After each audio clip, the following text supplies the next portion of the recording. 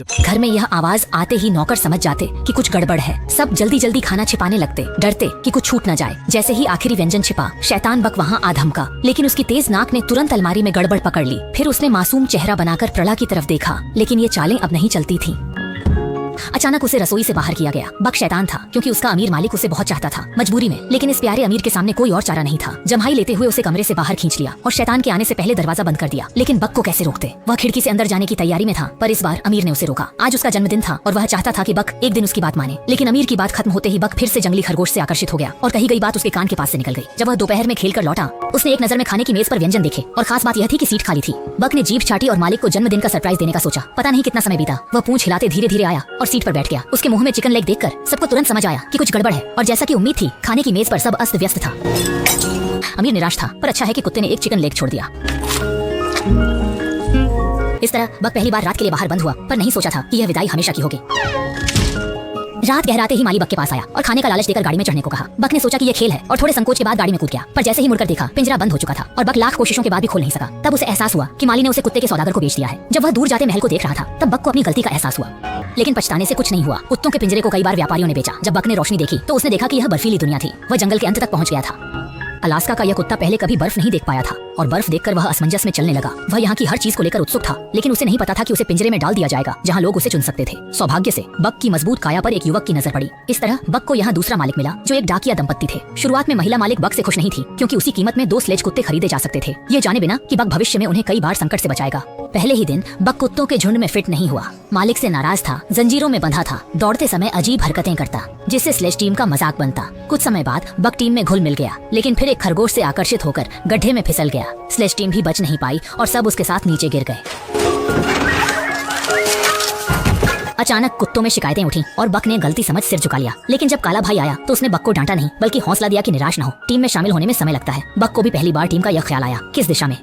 कुछ दिनों में वे सफल रहे। बक को नेता कुत्ता दोहा परेशान करता, लेकिन उन्होंने अधिकांश पत्र सफलतापूर्वक भेजे। शांति ज्यादा नहीं रही, टीम में समस्या फिर से उठी। दोहा अपने पद का फायदा उठाकर साथियों का खाना छीनता और पीड़ित गुस्से में सिर झुका लेते। बक, जो कुत्तों की दबंगई देखता था, ये सब नहीं सह सका और छोटे पीले के पास जाकर उसे अपना खाना दे दिया। छोटे पीले को विश्वास नहीं हुआ। बक ने खाना और बढ़ा दिया और चला गया, और यही अनजाने में किया गया अच्छा काम था, जिसने कुत्तों में बक के प्रति पूर्वाग्रह बदल दिया। अगले दिन जब हस्की जागा तो पाया कि हालात बदल चुके थे। हस्की कुछ खास नहीं था, लेकिन उसने एकमात्र जल स्रोत पर कब्जा कर रखा था। जब कोई कुत्ता पास आता, वह उन्हें क्रूरता से भगा देता और बाकी कुत्ते गुस्सा होते हुए भी चुपचाप सिर झुका लेते। लेकिन नया बड़ा कुत्ता अपवाद था। वह हस्की के सामने की बर्फ पर गया और आसानी से एक गड्ढा बना दिया। यह देखकर सभी कुत्ते दौड़ कर आ गए और बक ने भी उदारता से इस जल स्रोत को साझा किया।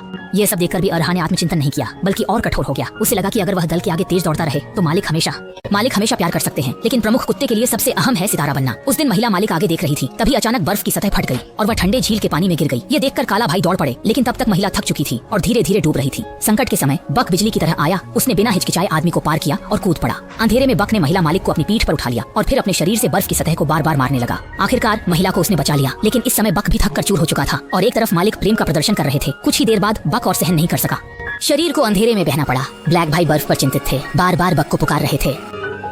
आवाज सुनकर उसने सही जगह का पता लगाया, फिर चाकू निकालकर आवाज की दिशा में काटा, लेकिन बर्फ की मोटाई के कारण चाकू 2 बार भी नहीं चला और टूट गया, जिससे वह घुटनों के बल बैठकर दुखी हो गया। यह सोच भी नहीं सकता था कि यह कुत्ता, जो हमेशा पीछे रहता था, उसकी पत्नी की जान बचाने के लिए खतरे की परवाह नहीं की। इस समय जब उसने देखा कि किसी ने उसे उपकरण दिया है, तो उसने बिना सोचे समझे उसे छीन लिया और फिर से बर्फ पर काटा। लेकिन अचानक उसे कुछ एहसास हुआ। उसने मुड़कर देखा तो पाया कि छड़ी देने वाला कोई और नहीं बल्कि उसका प्रिय बक था।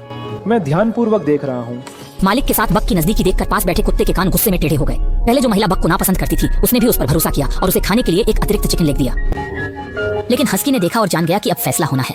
इस रात जब बक ने खरगोश बचाया, हस्की ने उसे 2 कदम भी नहीं चलने दिया और मार डाला। फिर उसने बक को चुनौती भरी नजरों से देखा, ये जाने बिना कि वह कितना कठोर दिख रहा है। थोड़ी देर बाद वह कितना शर्मिंदा होगा। फिर वह धीरे धीरे बक की ओर बढ़ा। शहर से आए बक ने ऐसा कभी नहीं देखा था। वह इतना डर गया कि कुछ भी कहने की हिम्मत नहीं कर सका, लेकिन हस्की फिर भी उसकी ओर बढ़ा। हालांकि बक का शरीर हस्की से बड़ा था, लेकिन आराम से रहने के कारण उसकी जंगली प्रवृत्ति खत्म हो चुकी थी और कुछ ही पलों में वह इतनी बुरी तरह गिरा कि खड़ा भी नहीं हो सका। इसके बाद हस्की ने बेहोश बक का मजाक उड़ाया और फिर वह टीम की ओर बढ़ा। लोगों का समर्थन पाने की कोशिश करने लगा, लेकिन कुत्ते वहाँ से जाना पसंद करते, बजाय इसके कि वे हस्की के पास वापस जाएं। वे बक पर चिल्लाते रहे, उम्मीद में कि वह उठेगा, और बक सच में दांत दिखाते हुए खड़ा हो गया। उसकी जंगली प्रवृत्ति जाग गई। उसकी भयंकर मुद्रा ने दूसरे कुत्ते को डरा दिया, लेकिन अपनी इज्जत बचाने के लिए वह हिम्मत कर आगे बढ़ा। अब बक डरपोक नहीं था। उसने सही समय देखकर दूसरे कुत्ते की गर्दन काट ली और जैसे बक एक बच्चे की तरह आ गया हो, उसने सीधे उसे उठा लिया। अंत में बक ने एक पैर से यहाँ को पकड़ा। मानते हो या नहीं, बगल में खड़े खुशी से झूमते कुत्तों को देखकर दोहा समझ गया कि वह हार चुका है। इसी तरह कुत्तों की नजरों के बीच वह खड़ा हुआ और उदास होकर चला गया, पीछे सिर्फ एक अकेली परछाई छोड़ते हुए। अगले दिन टीम में नेतृत्व करने वाला कुत्ता न होने के कारण बक बिना झिझक सबसे आगे खड़ा हो गया, लेकिन मालिक को लगा कि उसे अनुभव की कमी है। अच्छा खींचा उसे टीम के पीछे कर दिया गया। फिर एक अनुभवी बूढ़ा कुत्ता नेता बना, लेकिन पीछे गुस्से में बैठे बक बूढ़े कुत्ते की तरफ कौन देख सकता था। इस जगह कोई भी टोपी पहनने को तैयार नहीं था। आखिरकार दोनों को नाराज न करने के लिए बर्फ में जिद्दी बन गया। ब्लैक भाई असहाय थे, पर अंततः समझौता करना पड़ा और बक को नेता बनने देना पड़ा। ब्लैक भाई एक तरफ सामान ठीक कर रहे थे और दूसरी तरफ शिकायत कर रहे थे कि इस बार कम से कम 2 दिन की देरी होगी, लेकिन उन्होंने ध्यान नहीं दिया। वांग वांग टीम में बड़ा बदलाव हुआ। मालिक के आदेश पर पूरी टीम तीर की तरह निकली। भविष्य में इसी गति से संदेश भेजने पर देर से पहुंचने की बात तो छोड़िए, कोई उनसे तेज नहीं होगा। ब्लैक ब्रदर को लगा कि उनका करियर शिखर पर है और रास्ते भर खुशी से चिल्लाते रहे, लेकिन उनकी ऊंची आवाज से हिमस्खलन हुआ, जिससे उनका करियर संकट में आ गया। ब्लैक ब्रदर अब हंस नहीं सके और उन्होंने जल्दी से बक को बाएं मुड़ने का निर्देश दिया। डर को दूर करने का सबसे अच्छा तरीका है डर का सामना करना। कहीं न कहीं बक ने फिर से अपने भीतर की पुकार को महसूस किया और नीचे की गुफा की ओर देखा। बक ने झिझक छोड़कर तुरंत टीम को मोड़कर अंदर दौड़ाया।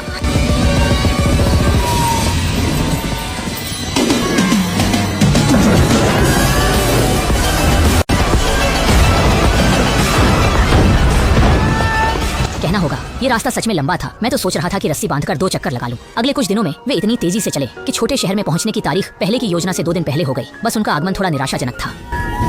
रात में काम से छुट्टी के बाद बकमैनबू सड़क पर लोगों को कुछ लेते देख रहा था।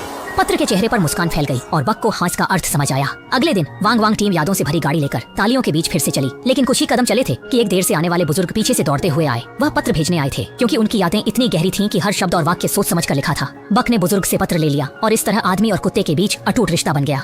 उसके बाद वांग वांग टीम भी मशहूर हो गई और कुछ समय के लिए उनकी शोहरत चरम पर थी, लेकिन यह अच्छा समय ज्यादा लंबा नहीं चला। समय के साथ ब्लैक ब्रदर की डाक सेवा को टेलीग्राम ने बदल दिया। वे इसे छोड़ना नहीं चाहते थे, लेकिन जीविका के लिए कुत्तों को छोड़ना पड़ा। बाद में ब्लैक ब्रदर को एक अमीर के घर में अच्छी नौकरी मिली, लेकिन यह बात की बात है। फिर उन्हें कुछ भूखे सोने की खोज करने वालों को बेच दिया गया। पहिए जम गए थे, कुत्ते पूरी ताकत से स्लेज नहीं खींच पा रहे थे, लेकिन खोज करने वाले परवाह नहीं करते थे, वे मारने को तैयार थे। तभी वह बूढ़ा फिर आया। उसने स्लेज को ढीला करने में मदद की और चेतावनी दी कि इस मौसम में सोने की खोज करना मौत को बुलाना है, लेकिन खोज करने वाले नहीं सुन रहे थे। उनकी आंखों में बस सोने की नदी का ख्याल था।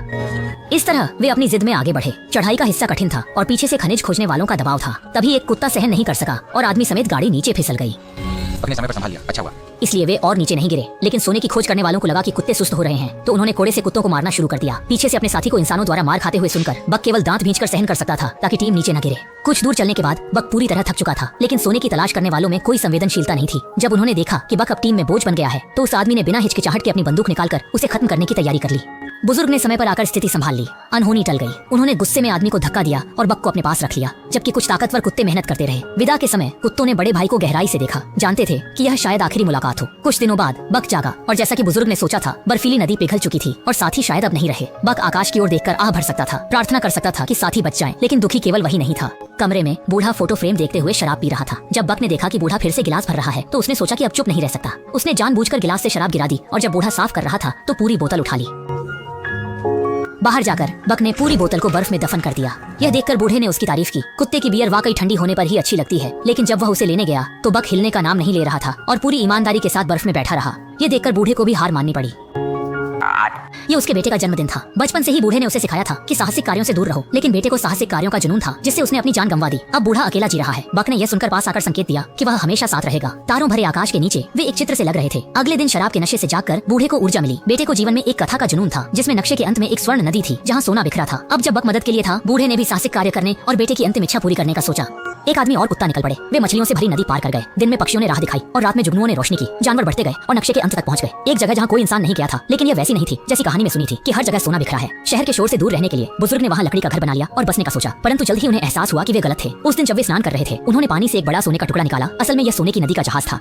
किंवदंती सच थी। बक ने देखा और खोजने लगा। उसने बड़ा टुकड़ा पाया, लेकिन बुजुर्ग ने कहा कि यही सोना होता है। कुत्तों की दुनिया में सब कुछ काला सफेद होता है। बक ने मुट्ठी के आकार का सोना निकाला, लेकिन बुजुर्ग ने अनदेखा किया। बक ने सोचा यह बदबूदार पत्थर है और पानी में फेंक दिया। जब तक समान टुकड़ा नहीं मिला, उसने सारी ऊर्जा बुजुर्ग के कटोरे में डाल दी और प्रशंसा मांगने लगा। मैं हैरान रह गया। तभी जैक ने सफेद छाया देखी और मालिक से इजाजत मिलते ही दौड़ा। पास पहुंचते ही वह डरपोक हो गया। सफेद भेड़िया करीब आया तो बक घबराहट में थूक निकलने लगा। उसने इंसानों की तरह दोस्ती की कोशिश की, पर सफेद भेड़िया ये कहाँ समझता।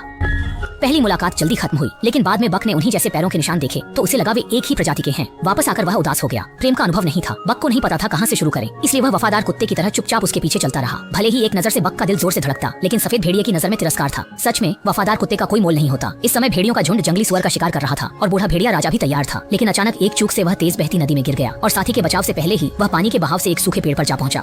नीचे खाई थी जिससे खतरा बढ़ गया।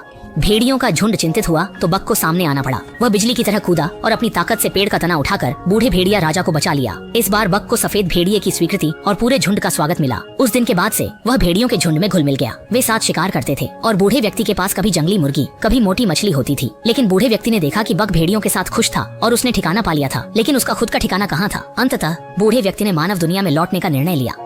वहीं उसे रहना था। जाने से पहले उसने सोना नदी में फेंक दिया, बस उतना रखा जितना जीवन के लिए काफी था। जब बक को पता चला कि बूढ़ा आदमी जाने वाला है तो उसका दिल उदास हो गया, लेकिन दोनों ने एक दूसरे को रुकने के लिए नहीं कहा। जाने से एक रात पहले सोने की खोज करने वाला व्यक्ति आ गया। उसे बूढ़े आदमी का नक्शा मिल गया था और दोनों में हाथापाई हुई, लेकिन बूढ़ा आदमी उसकी बराबरी नहीं कर सका और पेट में गोली लग गई। बूढ़े ने अपनी जेब का सारा सोना उसे दे दिया, लेकिन वह संतुष्ट नहीं हुआ और बूढ़े पर बंदूक तान दी, सोने के बक्से का स्थान बताने के लिए मजबूर किया। तभी बक आ गया। वह तेजी से बढ़ा और सोने की खोज करने वाले की बंदूक छीन ली, लेकिन लहराते डंडे से बक डर गया था। जब आदमी ने फिर हमला किया तो बक ने डंडा कसकर पकड़ लिया। फिर बक ने उसे धक्का देकर आग में गिरा दिया। अगले पल लकड़ी का घर ढह गया और वह आग में समा गया, लेकिन बूढ़े की चोटें गंभीर थीं और बक उसे पीठ पर उठाकर ले गया, उसे जीवित रहने के लिए प्रेरित करते हुए। फिल्म के अंत में बूढ़ा व्यक्ति मानव दुनिया में लौटा और बक की कहानी एक किताब में लिखी। तब से लोग कहते हैं कि जंगल में एक पीले बालों वाला भेड़िया राजा है। पीला भेड़िया राजा है।